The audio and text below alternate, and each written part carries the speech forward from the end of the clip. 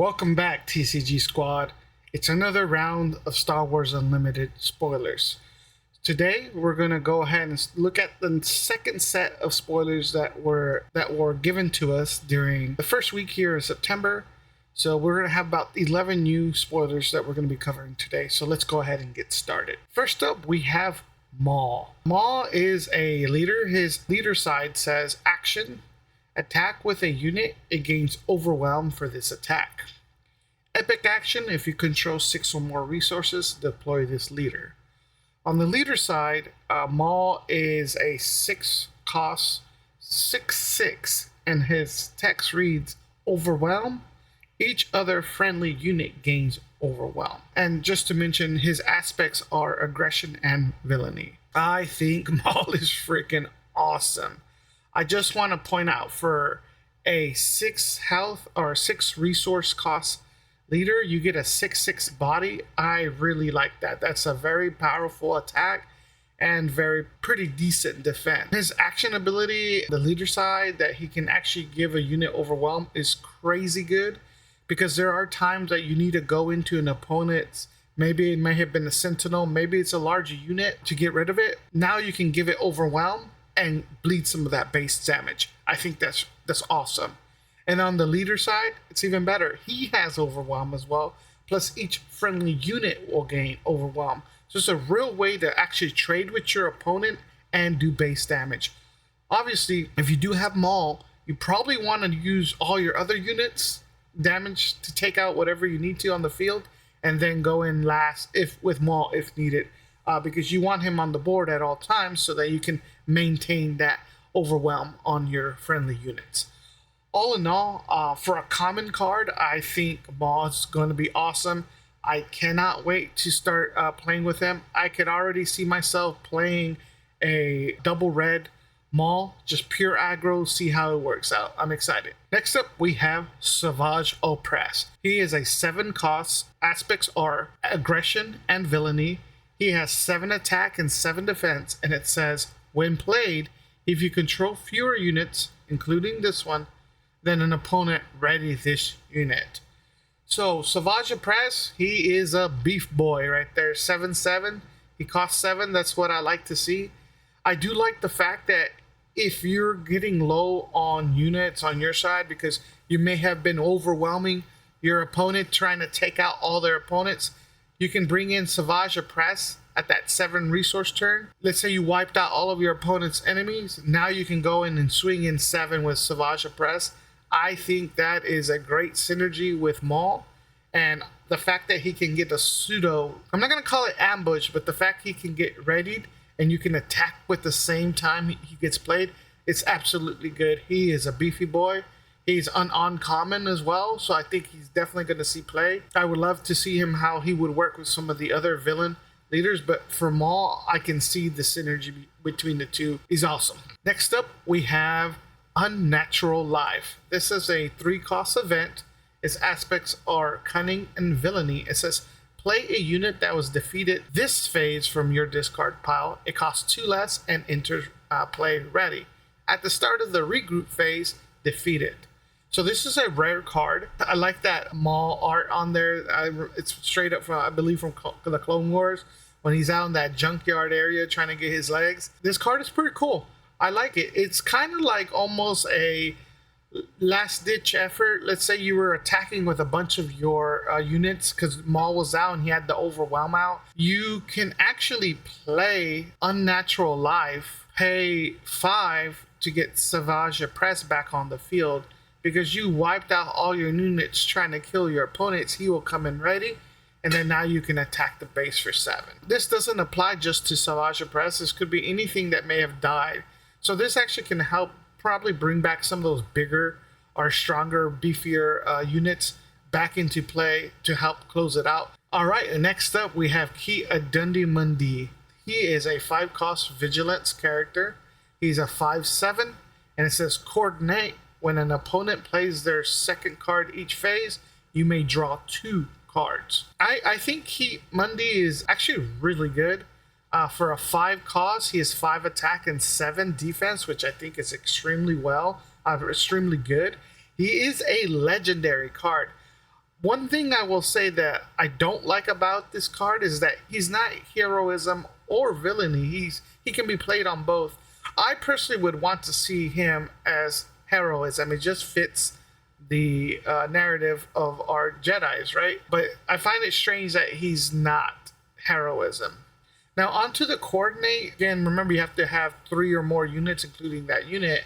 It's going to gain the ability where you can draw 2 cards. I think that coordinate ability is actually very good. I personally hate conditional things like that in cards, especially with coordinate, but this one is actually, I might make an exception. The fact that they play their second card, you can draw 2 cards. I think Mundy, it's probably going to be a slotted in any probably blue deck. What I think is really good about this effect of coordinate is that in blue and in this set, it seems like you want to be creating a lot of tokens so that your opponent can berserk.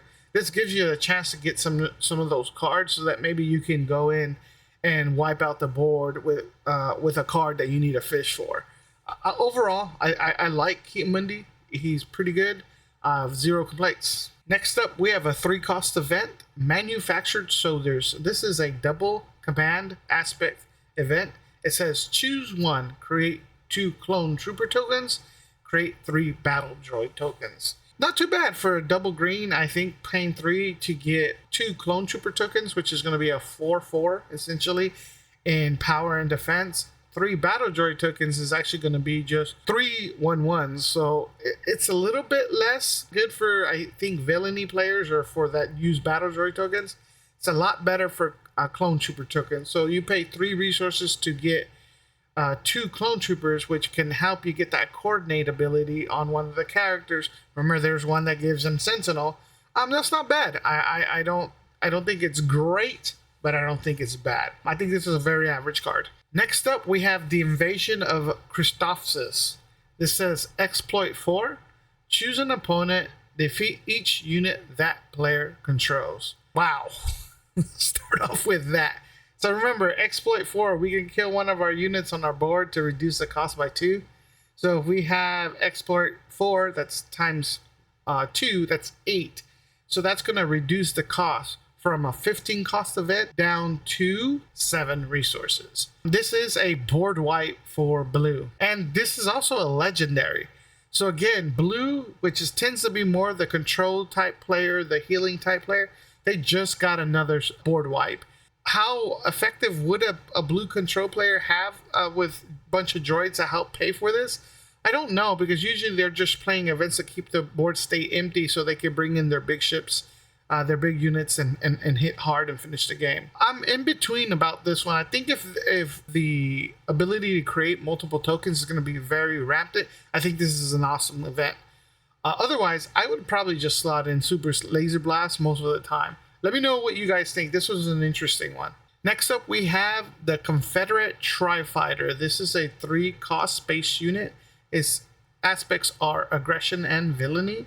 It's a 3 attack and 3 defense. And it says bases can't be healed. For a 3-cost, this is exactly what I want to see 3/3. I want to see even stats typically. This has an added bonus that bases can't be healed. This is slightly different than Wolf, because Wolf is when played and on attack, the base can't be healed.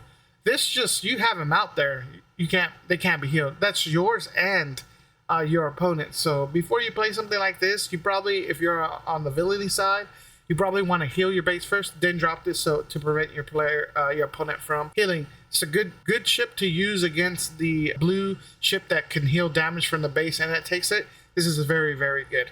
This is an uncommon card. I think it's pretty sweet. I have no complaints for this. I think it's a solid card. Next up, we have the B1 Attack Platform. This is a 3-cost ground unit. Its aspects are aggression and villainy. It is a 5/2. What can I say? This is a vanilla card. 3 versus, but 5 attack. He has very little defense, but you know what?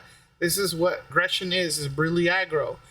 This is for 3 costs, an amazing card. Me as a villainy player, I love cards like this, especially in a double red deck. I can go and use Maul's ability, give this guy overwhelm, and take out an opponent's character and do base damage. Imagine if you're playing Cunning, you have this turn 3, turn 4, resource turn 4.